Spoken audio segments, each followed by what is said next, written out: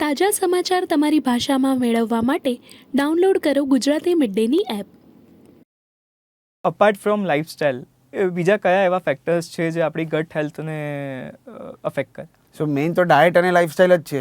Diet જેમ મેં કીધું કે હેલ્ધી વસ્તુઓ ખાવાની, નોન હેલ્ધી વસ્તુઓ નહીં ખાવાની, અને લાઇફસ્ટાઇલ એટલે ટાઈમ ટુ ટાઈમ ખાવાનું, સનસેટ પછી બને તો નહીં ખાવાનું. So that is also પ્રુવન in science કે સનસેટ પછી ખાવાથી વધારે જે કાર્બોહાઈડ્રેટ છે એ ફેટમાં કન્વર્ટ થાય છે ડાયરેક્ટલી, કોમ્પ્લેક્સ કાર્બોહાઈડ્રેટ બી. એક્સરસાઇઝ બધાએ કરવી જોઈએ, તો એનાથી આગળ જઈને બીજી બધી વેટ ના વધે, વેટ પર કંટ્રોલ રાખવાનો.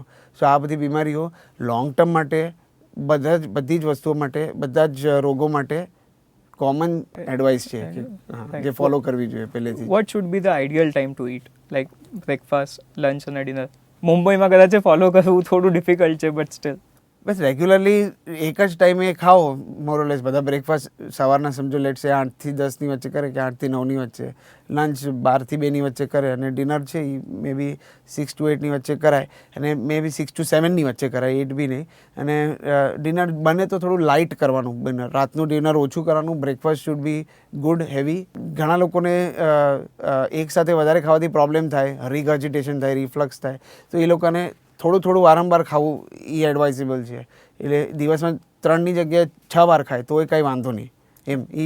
દેટ ઓલ્સો શુડ બી, એ બી કરી શકાય, એનાથી સિમ્ટમ્સમાં ઇમ્પ્રુવમેન્ટ થાય. સબસ્ક્રાઇબ કરો Gujarati mid day. Bell icon પર ક્લિક કરીને મેળવો તમામ વિડીયોના ડાયરેક્ટ નોટિફિકેશન.